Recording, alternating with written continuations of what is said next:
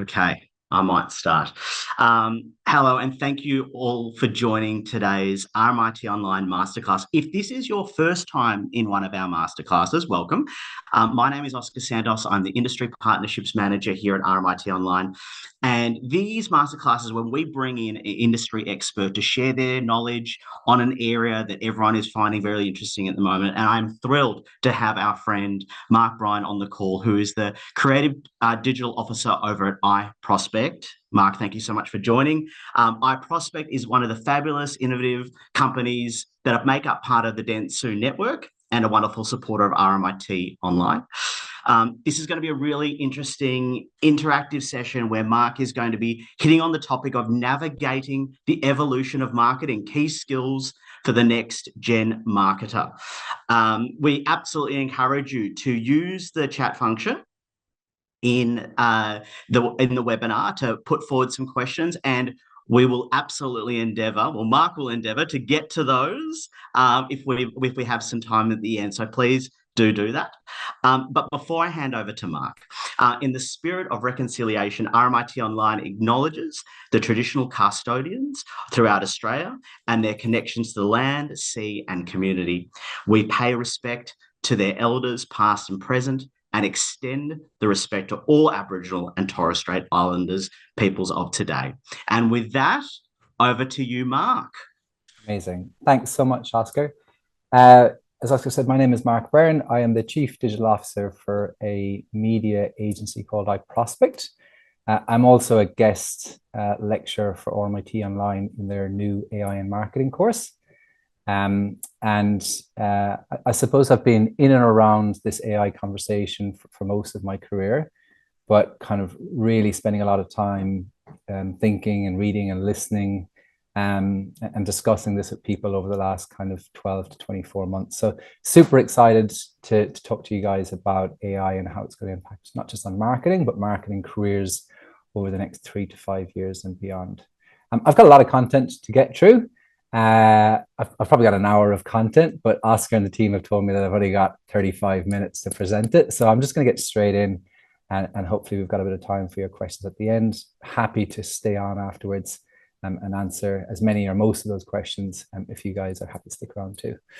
Okay, so I guess the agenda, I don't really have an agenda per se, but I do want to say that success to me today is to move beyond the hype, the headlines, and the generalities. So if you spent time reading or listening to artificial intelligence over the last 2 years, whether it be, Bill Gates calling it the most important invention since the internet, or Sundar Pichai calling it the most profound invention since fire, or it's the many pieces of research talking about the impact on jobs and careers and the workforce more generally, or more recently, it's kind of investment businesses kind of calling into question how big tech is ever going to be able to recoup some of the capex spending they've invested to stand the technology up. There's a lot happening in this space, but if you actually click in and read and listen to these industry experts, there's kind of two things that really jump out at you. The first thing is that Gartner's hype cycle, which was created all the way back in 1995 and is a graphical illustration of the 5 different life stages of emerging technology, it's actually a really good, a really accurate frame of reference for thinking about emerging technology and AI more generally. I think it pretty much holds true to the journey that we've been on over the last 2+ years. I think one kind of word of caution on the hype cycle is that people have a tendency to focus on the first 2 stages, which is the inflated expectations and the trough disillusionment, and not the latter 2 stages, the enlightenment and the productivity. I think the enlightenment and the productivity are ultimately the more interesting kind of life stages to look at and investigate. This is where a lot of the experimentation, a lot of the learning, and a lot of the innovation actually happens. The second thing that I would observe, having spent quite a bit of time in this space, is that people talk in very broad very vague, sometimes quite sensational ways. You know, when they're saying that it's the most profound technology since fire, or the most important invention since the internet, and it's going to have, you know, wholesale changes for the future of workforce.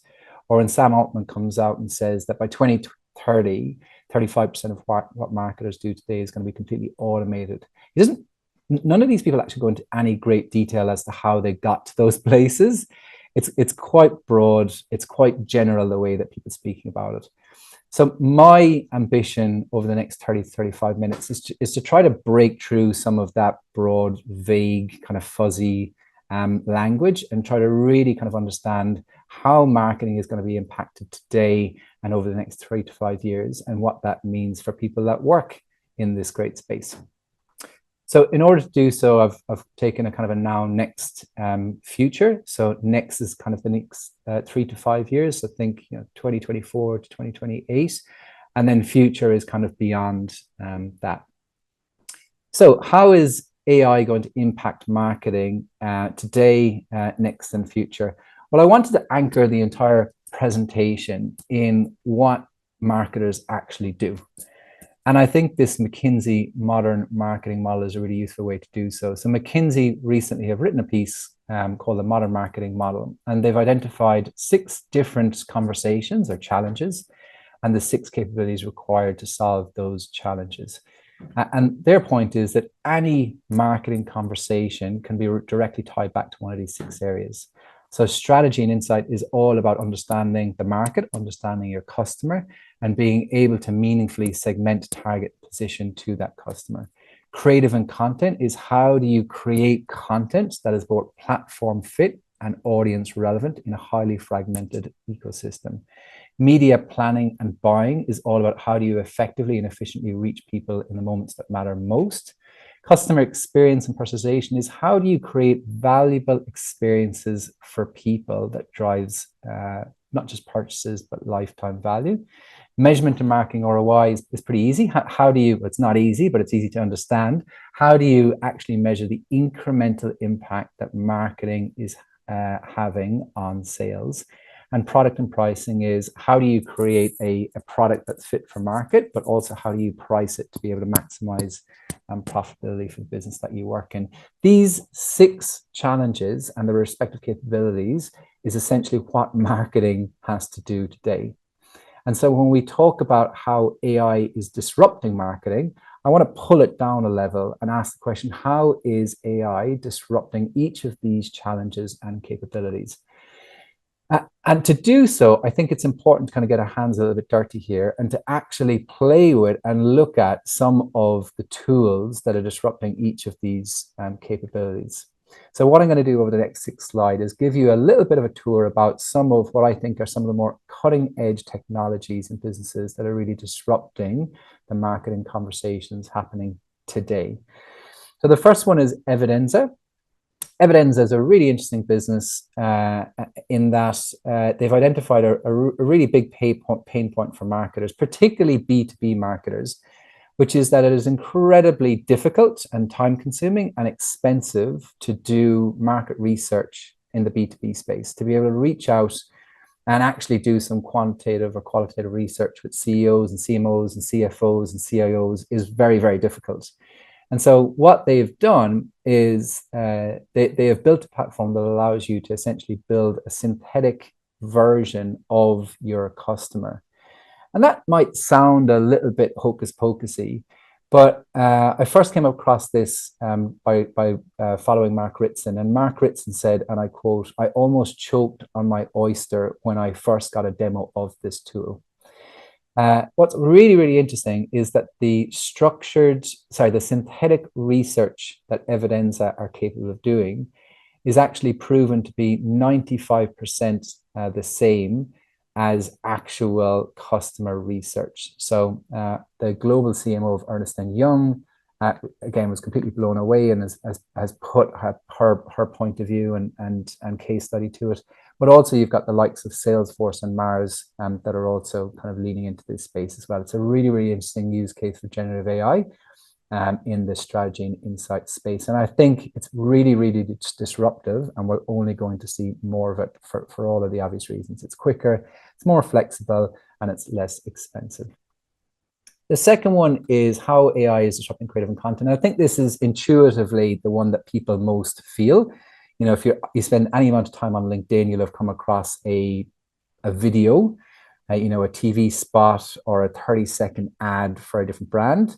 You know, whether it be McDonald's or Toys R Us in the US, have all been experimenting with how generative AI can create beautiful, creative advertising with this technology. I think this example that I'm going to show you is from Volvo. It's not an actual Volvo ad, interestingly. It was just some guy called Laszlo Gal, and he created this ad on his own in less than 24 hours. Now, just to be clear, typically to create an ad of this, you know, of something like this would typically cost, you know, upwards of $2 to $5 million. Very, very complex, very time consuming, involves an awful lot of subject matter experts to be able to script and produce and edit this type of thing. This guy did it himself with a few prompts and using a text to video tool called Runway. So this is very much in the nascent space. There are surprisingly not that many advertisers who have really leaned into this, but expect more to be leaning in the not too distant future. The third one is about how AI is disrupting media planning and buying. And I'll actually let Mark Zuckerberg kind of explain this one to you. So 3 weeks ago in Meta's quarterly earnings call, Zuckerberg said, and I quote, "AI is also going to significantly evolve our services for advertisers in some exciting ways. It used to be that advertisers came to us with a specific audience they wanted to reach, like a certain age group, geography, or interest. Eventually, we got to the point where our systems could better predict who would be interested than the advertisers could themselves." And anyone that's worked in or around the media and advertising space over the last 5 years has really felt this, particularly from a Google and Meta perspective. It used to be that you said to Meta or Google, "Hey, I'm interested in 25 to 39-year-old males who like sports, who have a good income and live within 5 kilometers of Melbourne CBD." So you're giving them those signals. Now you simply tell Meta, you know, what is your budget and what's the business outcome that you want them to optimize towards. Interestingly, Zuckerberg also gave us a little bit of a taste of where he thinks this is going. So the second paragraph is, "Today, advertisers still need to develop creative themselves. In the coming years, AI will be able to generate this creative for advertisers as well. We'll also be able to personalize it as people see it. Over the long term, advertisers will basically just be able to tell us as a business the objective and the budget, and we're going to do the rest for them. We're going to get there incrementally over time, but I think this is going to be a very big deal." And unlike the metaverse, I would absolutely agree with Mark Zuckerberg on this. I think it is going to be a very big deal, and I do think that they are going to get there incrementally over time. The fourth one is how AI is disrupting customer experience and personalization. Look, we've been living with chatbots for the best part of 10 plus years. What's interesting in this space is that these large language models from OpenAI and others just allow for a slightly more colloquial conversation.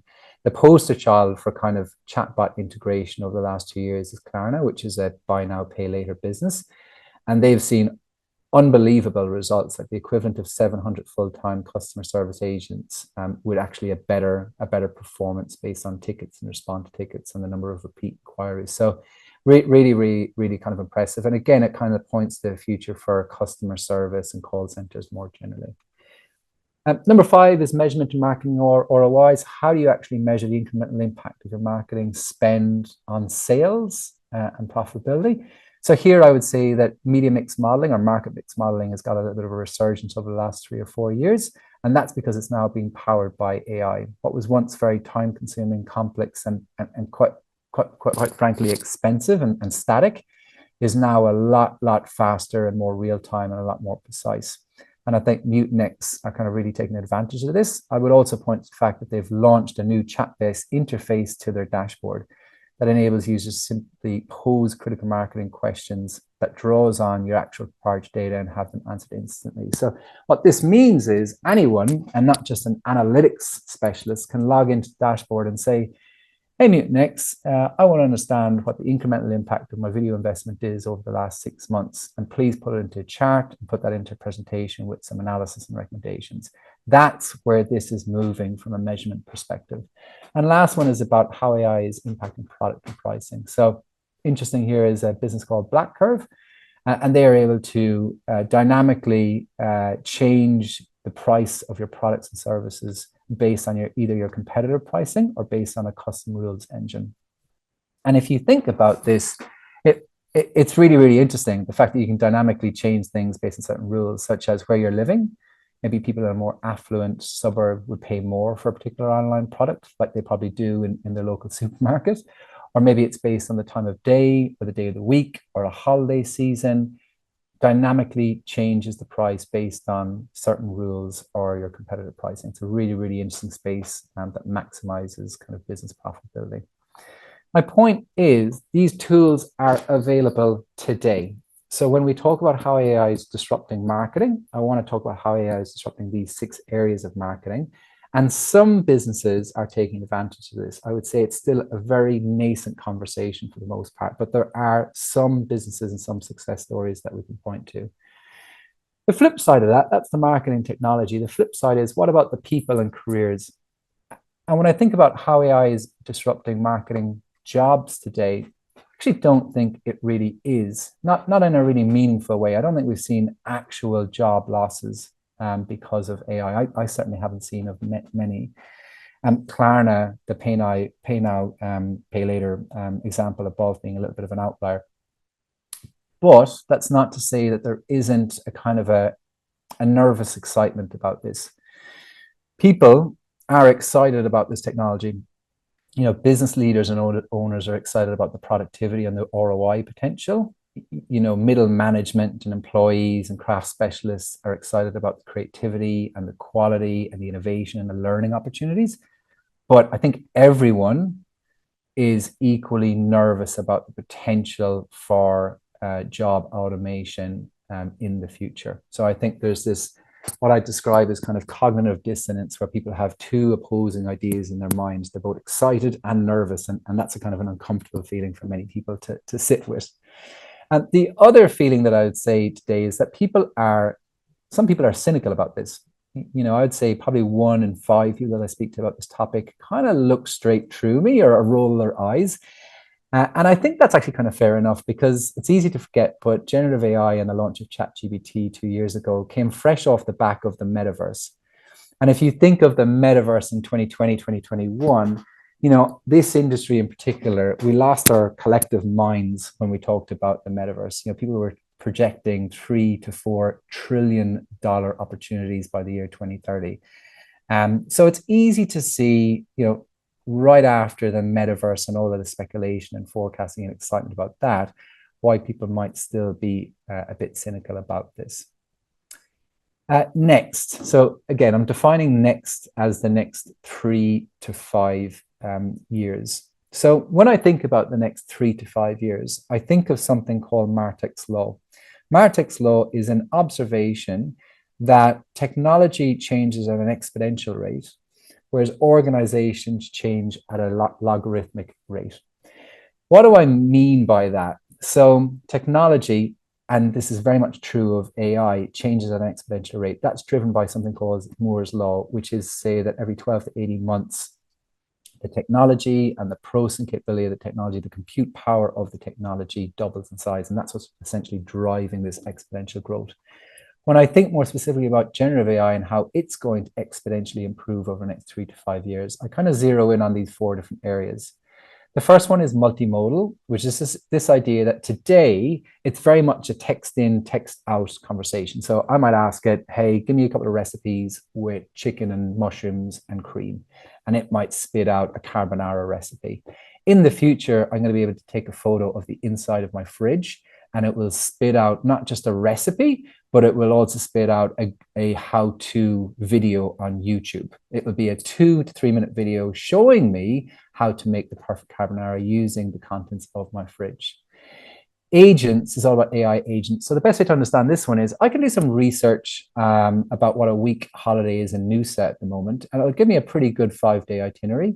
In the near future, it's also going to be able to actually take action. So not only will it suggest an itinerary, but it will book the flights, it'll book the accommodation, it'll book the different events and the taxis and everything else that goes with it.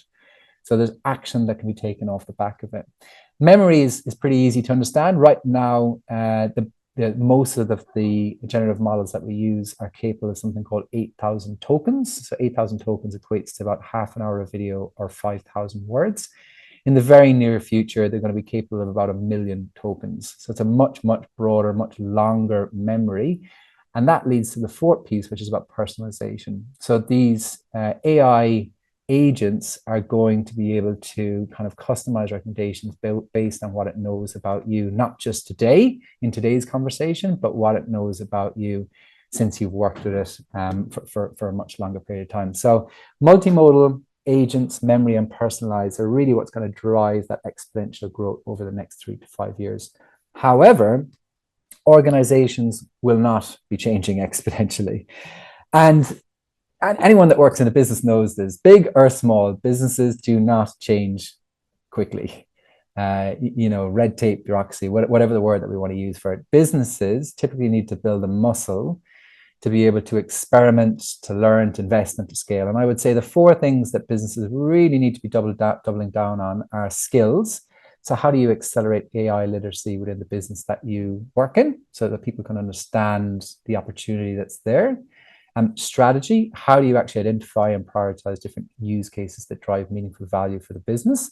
Systems, how do you integrate it into your existing infrastructure and workflows? And governance, how do you make sure that it's compliant with regulations and that the right guardrails are in place? So this stuff takes time and focus and energy and money, and it's just much, much slower. So you've got this tension between the technology growing exponentially and businesses growing at a much, much slower rate just because of the nature of people.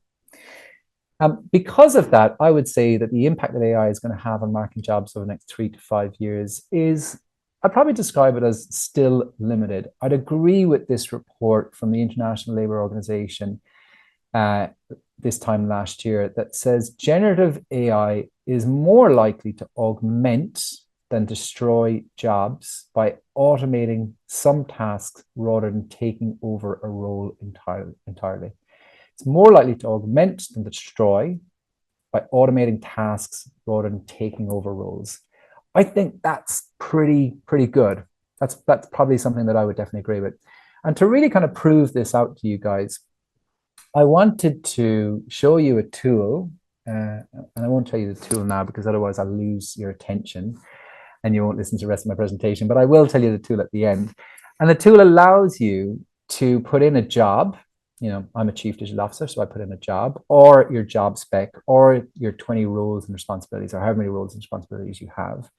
And it will then tell you how much generative AI is going to be able to save, how much time it's going to be able to save you today and in the future. So on the right-hand side here, you've got the exposure key. So E0 means that generative AI isn't going to be able to help in any shape or form. If you're catching up for a coffee with a friend or a colleague, there is no role for AI in that conversation. However, E1 and E2 is where the generative AI models today, like ChatGPT, like Gemini, like Claude, like Copilot, they are going to be able to save you time. And E3 to E8 are how they're going to be able to save you time in the future as things become more and more multimodal and more personalized and AI agents become the norm. So what I've done is I've looked at my role, Chief Digital Officer, and what the tool is going to tell me is, what do I actually do as a Chief Digital Officer? What are the tasks that I have to do in any given day, week, or month? What exposure do I have to generative AI today and tomorrow? How much time would that save me? And what is the rationale for doing so? So I'm just going to show you some of the tasks that it came back with. The list is actually 3 times longer than this, but I want to give you a little bit of a flavor for it. So it's saying that I develop a digital strategy. I absolutely do. It's a big part of my job.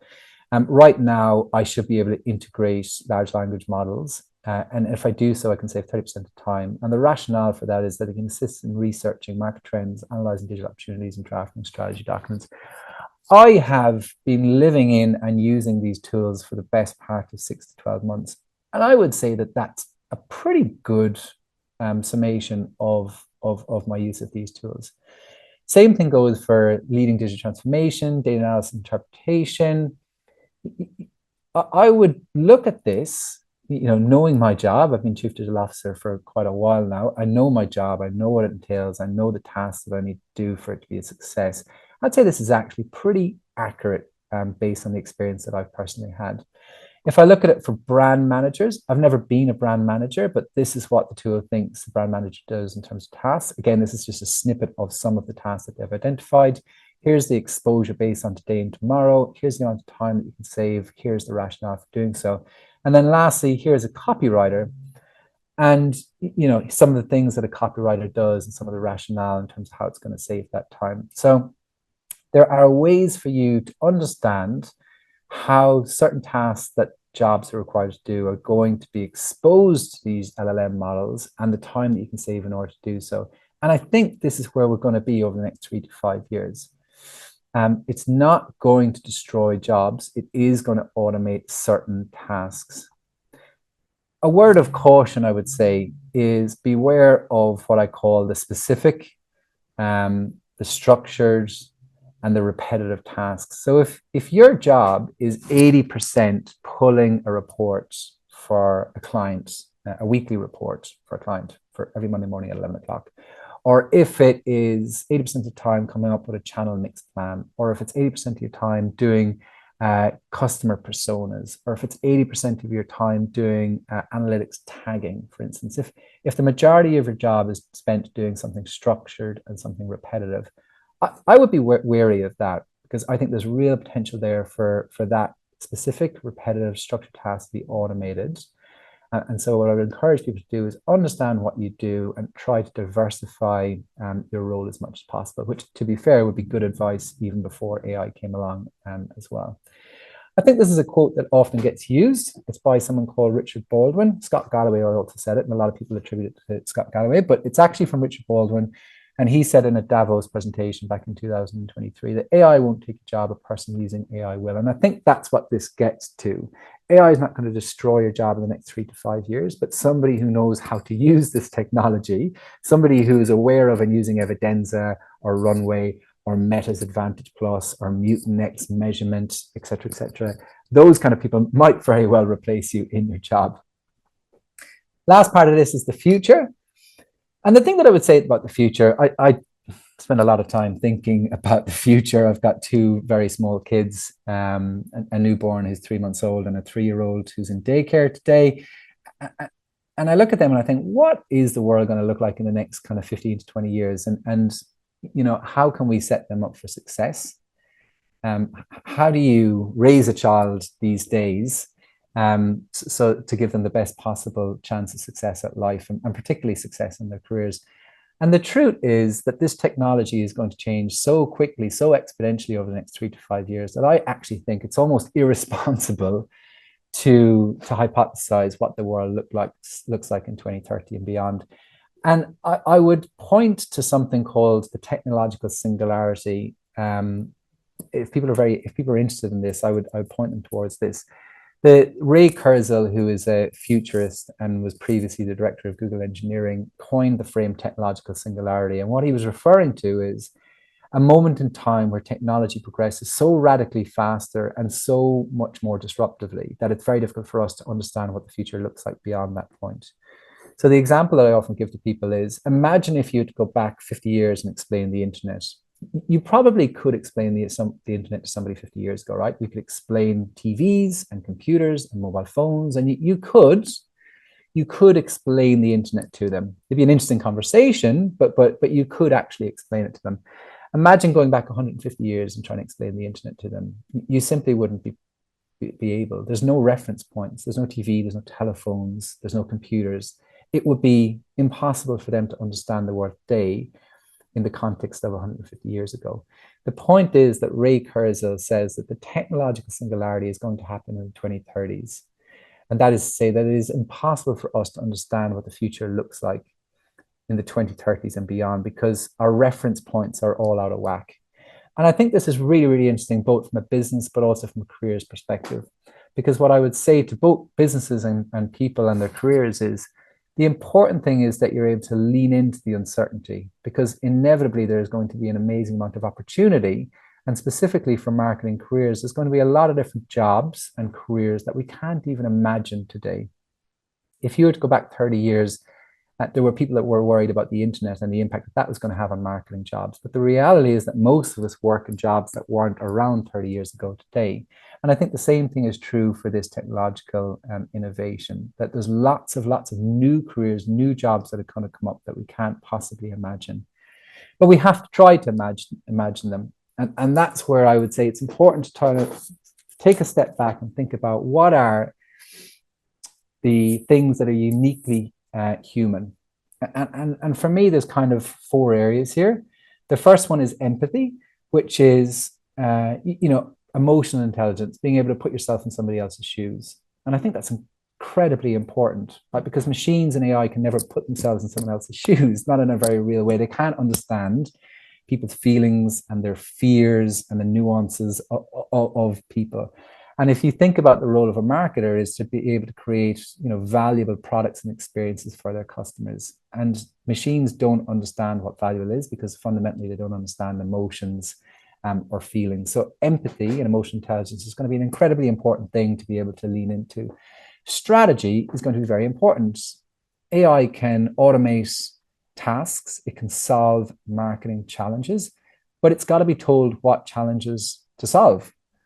The role of marketers is to be able to understand the business context and be able to understand how certain AIs are going to be able to solve for those. So somebody needs to create use cases and prioritize those use cases and essentially point the AI at these problems to solve. Storytelling is going to be unbelievably important. Scott Galloway says that storytelling is arguably the single most important human trait that we have today, but I think it's going to be even more important moving forward. And I say that because in a world where everything is AI powered or AI driven, I suspect that humans are going to create or they're going to crave other human connection. And so storytelling and the ability to build and lead teams, the ability to build trust, the ability to create amazing customer experiences, to be able to the ability to tell a business's brand story and proposition. Storytelling is ultimately what's going to bridge the gap between technology and humans and make that more meaningful and more valuable to people. And last one, no surprise, is curiosity. And I think curiosity is a really important human trait because ultimately it's what builds adaptability, it's what builds resilience, it's what builds diversity of thought, it's what builds collaboration. If you are a curious person, you are naturally going to lean into the uncertainty, you're going to collaborate with people, you're going to be very diverse and broad in your thinking. And I think that's incredibly important. Which sets up my last slide, which is actually a bit of a connection back to Oscar and the RMIT guys. And to their credit, they've got an amazing future skills program. There's many kind of 6 to 8 week courses in there. And I think this really is the future of learning, kind of short bursts of learning in different kind of areas, be it AI in marketing or AI in business more generally, or customer experience strategy and design, or product management, or data analytics, or brand experience, or storytelling itself. I think this really kind of is the future, to continue to lean into these opportunities, be it formal or otherwise. And that is today's presentation. So feel free to connect with me on LinkedIn and we'll catch up for a coffee. I'm going to look at my phone, and I promise you it's not because I'm bored, but rather because Oscar and the team have actually sent me through your questions on the phone because I can't see the questions on my screen. So I promise I'm not texting someone, I'm reading your questions. Number 1, can you please share the tool? Oh my God, thank you for the reminder, because I would have totally forgot. The tool is called Jobs GPT. That's Jobs GPT. And it was created about 3 months ago by the guys over at the AI and Marketing Institute. And it is essentially a custom GPT built on OpenAI. And so what I mean by that is that they've come up with an 8,000 character prompt that essentially allows you to put in your job specs, or your roles and responsibilities. And based on certain parameters, it tells you the tasks, the exposure, the time saved, and the rationale for that. So Jobs GPT, Google that and you you'll love it. There's your afternoon. Okay. How much uptake is there on dynamic pricing? Can't imagine a lot of companies being okay with pricing changing without control. Is there a race to the bottom line with discounting? Not much is the truth. A lot like a lot of those tools, be it Evidenza, be it Runway, be it ChatGPT, or the brand curve tool that I spoke about at the beginning. I would say that they're all, they're not necessarily nascent technologies, because I think the technologies are really strong, but I think advertisers or businesses' adoption of those tools is pretty nascent. And I think that's largely around kind of education. You know, when I show that tools to people that I work with, to clients, or to people that take the AI marketing courses, you can kind of see their world opening up and thinking about the different applications and use cases. So, okay.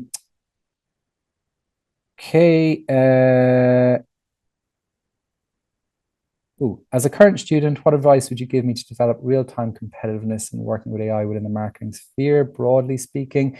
Broadly speaking, I mean, I hope I've tried to answer that. But the kind of recommendation I would say, just to build on the stuff at the end about curiosity, is the kind of two things: get your hands dirty with the tools. You know, you can listen to podcasts about AI, you can read white papers, you can read people's little LinkedIn thoughts. But ultimately, what I would do is spend half an hour every day or every week playing with an AI tool. So I've given you 6 of them there to begin with. Go onto the website, watch the videos, read the use cases and features, read the FAQ. I actually find the FAQ page to be the most helpful page for a lot of these. Watch the videos. If you can, kind of speak to the sales reps, ideally get a product demo, even a free trial. Some of these tools give like free 14-day trials. Get into the tools and kind of understand them and what they're good at. The second thing I would say is put yourself in a business that's really leaning into this space. It's kind of the same advice that I gave to myself 15 years ago, which is, if you really want to understand digital and e-commerce 50 years ago, you probably didn't work in an FMCG business. You probably didn't work for like a Kellogg's, for example, 15 years ago, because that's not really the space that they were in. You wanted to work for more of an insurance or a retail client that was at that more cutting edge of the e-commerce evolution. And I think the same thing is true today. Put yourself in a brand or an agency or a business that's really thinking about AI and that's really progressive in the way that they're investing in that space. How can we maintain optimism and support the future generation to explore this new frontier? Currently, a lot of doom and gloom in the wider reporting on AI that all jobs are at risk. Yeah, I totally agree with that. And hopefully I've tried to end this on a more optimistic note. As I said, I think the short term, the 3 to 5 years, is my honest, maybe optimistic version of the next 3 to 5 years, is that I don't think it's going to destroy jobs, not marketing jobs. I think call centers and customer service, I think, are a little bit vulnerable or exposed, but I think marketers, particularly marketers with broad thinking that understand the potential, are leaning into that, I think are in a really good space. Do you think that successful organizations will be run more and more like small startups to keep up with technology changes in the future?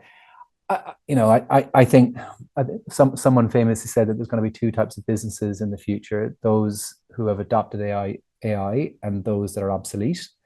I think that's a bit of hyperbole there, but I think there's something in that I think in the medium to long term, I think businesses that don't lean into this space are going to be overtaken by those that are. And I think that is almost true of every category and every type of business.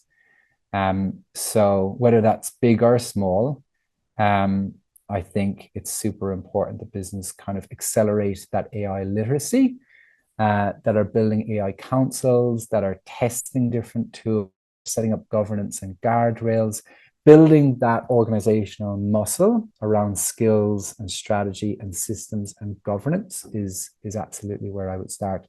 One of the things that I offer as part of my guest lecturing for RMIT is that if you want me to go and speak to your business as part of an offsite or an away day or just a typical marketing catch-up, I'm more than happy to do so. A version of this presentation tailored towards your category or business to get people at least excited and leaning into this topic, because I think that's where we are right now. I think the name of the game in 2024 and 2025 is about accelerating AI literacy. It's about getting everyone across and comfortable with this, and dare I say, even excited about the potential opportunity, so that we can take advantage of it, not leaning out of this and getting all kind of pessimistic about it. I'm going to keep going here. Thanks, Nida, for keep sending through the questions. Continue to do on the future of media platforms. Okay, would love to get your thoughts on the role of media buyers and the future of media platforms get more automated. What advice would you give to media professionals to be future ready? So this goes back to the point about Meta. So for those of you that don't work in the media planning or buying space, Meta and Google are very much at the forefront of kind of AI-powered media planning and buying. So Google have a product called Performance Max. Meta have a product called Advantage Plus. The idea of both those tools is actually quite similar, which is instead of, to use Zuckerberg's words, going into the platform and giving the platform lots of signals like age, geography, etc., you essentially give it a budget and a business outcome. And the tool, the easiest way to say it is that the tool kind of casts the net as wide as possible. The AI casts the net as wide as possible. And then it's able to very quickly kind of optimize towards those kind of high value customers. And it's proven to be able to do so much quicker and much more effectively than a human ever could. And that's, I guess, because of the enormous amount of data that both Google and Meta are on, but also because of the number of different channels and services that they have presence in. So that's what AI products look like from a media planning and buying perspective. To me, it seems that by 2027, I think 95% of all media is going to be digital and is going to be largely automated. That's a statistic from Group M. By 2027, I think 90 or 95% of all media is going to be digital and automated. So it's going to be AI driven, essentially. And so the question then becomes, well, what happens to people buying and planning media? And I think they still have a really important role in that. And it goes back to this idea of strategy. You know, paid performance people working in a media agency today will tell you that when you use tools like Performance Max and Advantage Plus, the human oversight is absolutely critical. And I think will continue to be so for many, many years. These tools are kind of largely a bit of a black box solution. It's very hard to know actually how they're getting the results that they are. And so having really robust measurement, having the right guardrails in place is just so important. So I think human oversight of these tasks that are being largely automated is going to become more and more critical as systems become more automated, if that makes sense. For those of you interested, there's a term coined the paradox of automation. And it's an observation that as systems become more automated, the need for human oversight becomes more critical. So I'd encourage you to kind of read up about that. Okay, I'm going to keep answering questions until someone tells me not to. What AI features do you recommend to use in the e-commerce website?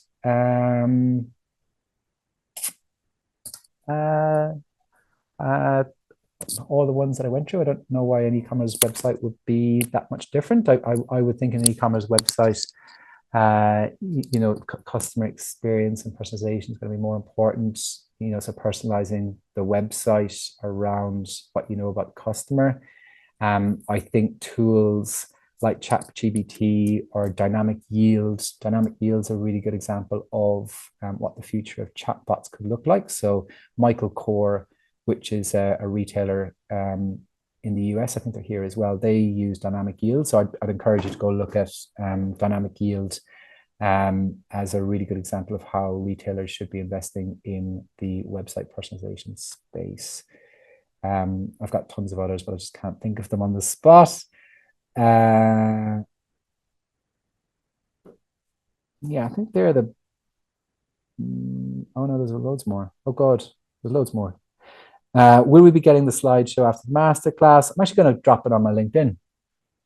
So as a kind of a way to connect with people. So happy to put it up on my LinkedIn probably this afternoon or tomorrow if you want to connect with me via that QR code. So I think that runs us up to 1:45. So there are more questions, but I think I don't want to take up more than I've asked for. So thank you so much for your time and attention, and loads of really good questions. So feel free to connect with me on LinkedIn, and I'll follow up with your question if I haven't answered it. So Oscar, back over to you.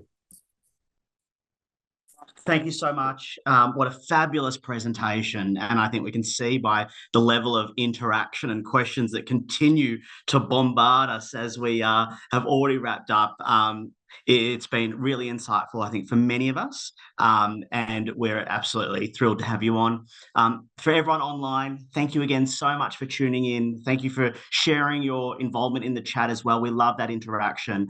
Have a fabulous day, and we look forward to sharing more masterclasses with you over the next couple of weeks and months. For now, bye for now, and have a fabulous rest of the week. Thank you. Thanks, guys.